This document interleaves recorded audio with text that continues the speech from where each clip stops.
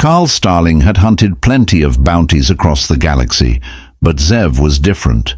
For one, she was fast, faster than anyone had a right to be. He had trailed 2 steps behind her for weeks, chasing her through abandoned spaceports, smuggler hideouts and war-torn outposts. Each time she slipped away, leaving behind only the scent of burnt ozone and the echo of her mocking laughter. But not this time. The neon glow of Vesta 9's most lawless bar flickered as Carl leaned against the entrance, eyes sweeping across the crowded room. Thick smoke curled through the air, blending with the acrid stench of spilled liquor and sweat. The clientele, mercenaries, smugglers, criminals, barely spared him a glance, and then he saw her. Zev lounged at the back, boots kicked up on a table, sipping something dark from a dented metal cup. The dim lighting cast an eerie glow on her blue skin, her golden eyes flashing with amusement as she smirked at some poor fool who had no idea he was about to be robbed. Carl exhaled slowly. Finally. Pushing off the doorway, he moved through the crowd, every muscle tensed for action. He knew better than to expect this to be easy. Zev had a reputation, untamed, uncatchable, always one step ahead. Not this time, sweetheart. He stopped at her table. You're really bad at laying low. Zev's smirk widened as she lazily turned to him. And you're really bad at taking a hint, Starling. Carl pulled his blaster, keeping it hidden under the table. End of the line. Zev arched a brow. You really think I'm just going to stand up and come quietly? He grinned. No, I think you're going to make this difficult, but I'm ready for that. She sighed dramatically. Carl, you chased me across half the galaxy, and this is how you greet me. Not even a, how's life on the run, Zev? Fine. How's life on the run, Zev? She grinned. About to get a hell of a lot more interesting. Then she flipped the table. Carl ducked as the metal slab crashed into him, knocking him off balance. A blaster bolt sizzled past his head, and the entire bar exploded into chaos. Zev vaulted over the wreckage, shoving a bewildered patron into Carl's path. He shoved the man aside and took off after her, dodging punches, broken glass, and at least 3 knives as the bar erupted into an all-out brawl. She was fast, damn fast. But Carl had spent his career catching people who thought they were untouchable. He closed the gap as she darted through the back exit into the docking bay, her boots echoing against the metal floor. Zev, he barked, you're running out of places to go. She turned, grinning. Am I? Carl followed her gaze and cursed. A rival bounty hunter, Korak, stood near a parked ship, weapon drawn. A brute with more muscle than brains. Korak sneered. Looks like my lucky day. 2 bounties for the price of 1. Zev sighed. See, Carl? This is why I don't stand still. People like Korak show up. Carl swore. No time for this. Before Korak could fire, Zev grabbed Carl's wrist and yanked him toward the nearest ship, a rusted-out escape shuttle, half dismantled in the docking bay. What the hell? Carl snapped. She hit the emergency launch. Improvising. Engines roared to life. Before Carl could argue, they were airborne. Just as Korak's blaster bolts slammed into the hull, Carl barely strapped in before the shuttle lurched violently. Zev? Yeah? She asked, frantically flipping switches. This ship is total junk. Yeah, I noticed. An alarm blared. Also, we're being shot at. Another blast rocked the shuttle. The last thing Carl saw was the swirling green of an uncharted jungle planet before they plummeted toward it. Carl Starling woke to the smell of smoke, the distant screeches of alien wildlife, and a sharp pain in his ribs. With a groan, he rolled over, blinking against the dim light filtering through the jungle canopy. He ached from the crash, but he was alive. That was something. The same couldn't be said for the shuttle. The wreckage lay in smouldering pieces, half buried in thick underbrush. Sparks flickered from the ruined console. One engine still sputtered in a futile attempt to restart. And perched on a chunk of debris, looking far too pleased with herself, was Zev. "Well, that was fun," she said, chewing on a piece of dried fruit. She must have swiped it from the ship's emergency rations. Carl groaned as he pushed himself upright. "You crashed us!" Zev arched a delicate blue brow. "I saved us. If I hadn't taken off when I did, Korak would have shot you in the face. You're welcome, by the way." Carl took a deep breath, counted to 3, and exhaled. Yelling wouldn't help. "All right, let's assess. We're alive. The ship, not so much." "Correct. Comms, fried." He pinched the bridge of his nose. "Weapons?" Zev tossed him his blaster. "Yours is intact. Mine, unfortunately, is toast." Carl checked the charge. At least something was going right. He eyed Zev warily. "So, what now?" She grinned. "Now, we survive." The jungle around them pulsed with life. Strange plants glowed with bioluminescence, massive insects flitted through the humid air, and distant roars echoed through the trees. Moving cautiously, Carl and Zev searched for shelter before nightfall. They barely spoke, though Zev couldn't resist the occasional jab. "So, Carl, tell me, do all bounty hunters have a death wish, or is it just you?" Carl sighed. "You're one to talk. You've been on the run for years. What exactly did you do to piss off half the galaxy?" Zev smirked but didn't answer. Typical. After an hour of trekking, they found a cave near a freshwater stream. It wasn't much, but it would keep them safe from whatever lurked in the trees. As the sun dipped below the horizon, Carl started a fire while Zev rummaged through what little supplies they had left. She tossed him a ration pack. "So, got a plan for getting off this rock, bounty hunter?" Carl chewed thoughtfully. "If we can repair the distress beacon from the ship, we might be able to send a signal." "And how do you plan on doing that?" He glanced at her. "Haven't figured that part out yet." Zev chuckled. "Well, at least you're honest." For a while they sat in silence, the fire crackling between them. For the first time, Zev wasn't teasing, wasn't trying to escape. She simply stared into the flames, lost in thought. Carl studied her. She was a contradiction, dangerous yet playful, cunning yet reckless. He'd spent so long chasing her, convinced she was just another job. But now, stranded together, he wasn't so sure. "You don't strike me as the bounty hunter type," Zev mused. Carl shrugged. "I like the work, pays well, keeps me moving." She eyed him.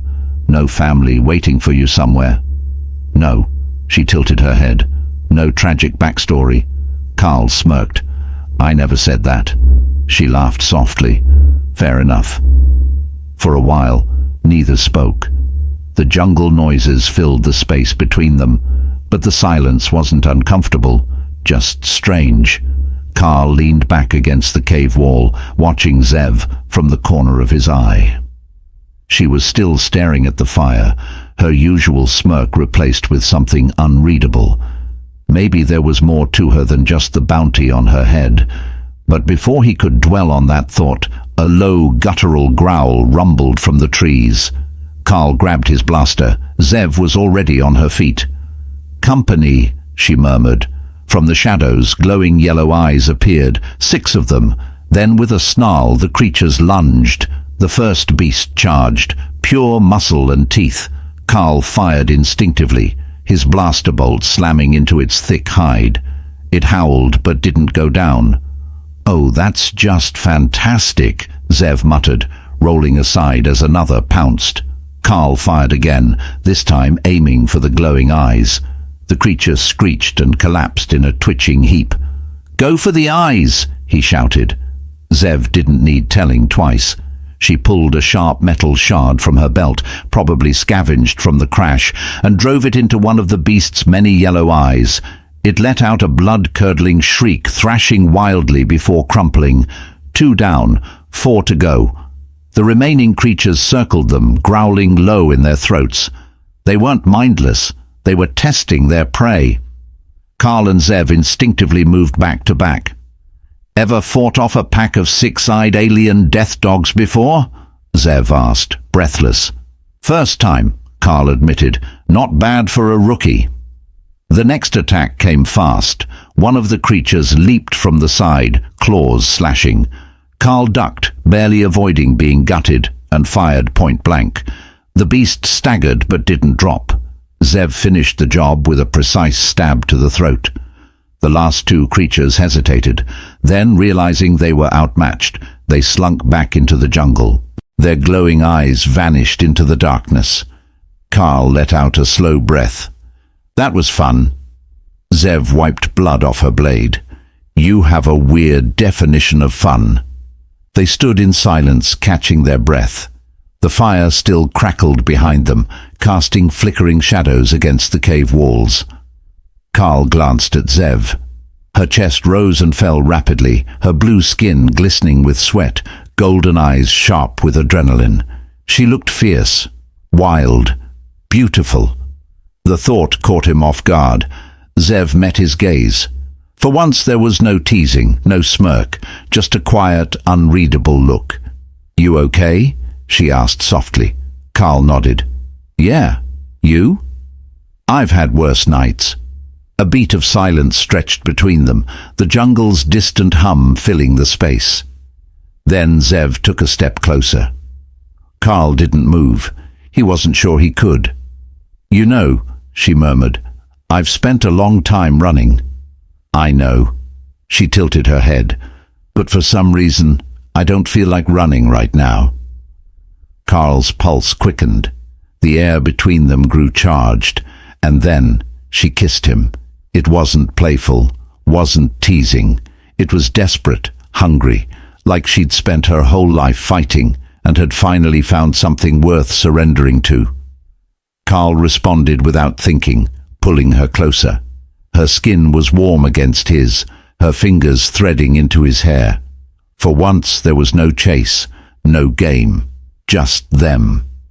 Later, as they lay tangled near the dying fire, Carl traced lazy circles on Zev's bare shoulder. She sighed contentedly. "You're not half bad, bounty hunter." He smirked. "I'll take that as a compliment." She rolled onto her side, resting her head against his chest. "So, what happens now?" Carl exhaled. "First, we survive the night. Then, we fix that beacon." Zev was quiet for a moment before murmuring, "And after that?"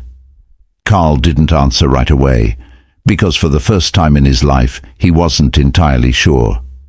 Carl woke before dawn, the jungle still shrouded in mist. Zev was curled beside him, her breath slow and steady against his chest. For a moment he just lay there, memorizing the warmth of her body, the way her blue skin caught the dim firelight, the way she fit against him like she'd always belonged there. It felt right, which was a problem, because soon the beacon would be fixed. A rescue ship would come. And then what? Would she run again? Would he let her? Zev stirred, stretching like a cat before blinking up at him. "You're thinking too hard, bounty hunter." Carl smirked. "I tend to do that." She propped herself on one elbow, studying him. "Regrets?" "Not a single one." A slow smile spread across her lips. "Good." She leaned in, pressing a soft kiss to his jaw before rolling out of their makeshift bed. "Come on, let's get this beacon working before something else tries to eat us." The wreckage still smoldered, but they managed to salvage enough to jury-rig the distress beacon. Carl worked on the wiring while Zev scouted the area, watching for more creatures. "You ever think about stopping?" Carl asked, not looking up. "Stopping what?" "Running." Zev was silent for a long moment, then quietly, "Running is all I've ever known." Carl tightened a wire. "Maybe it's time to try something else," she scoffed. "And do what?" Settle down on some quiet moon. Take up hydroponic farming. Carl chuckled.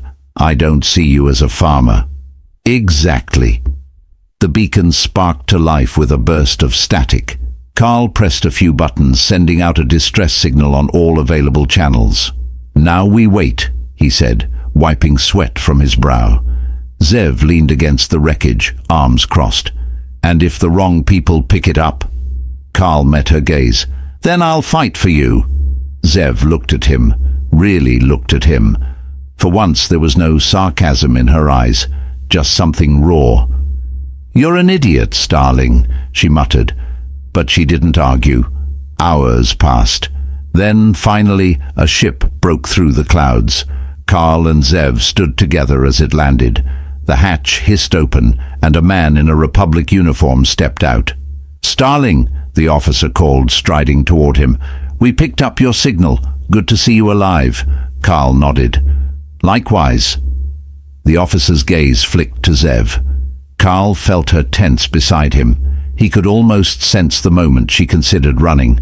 But Carl spoke first. She's with me. Zev inhaled sharply. The officer raised an eyebrow. You sure about that?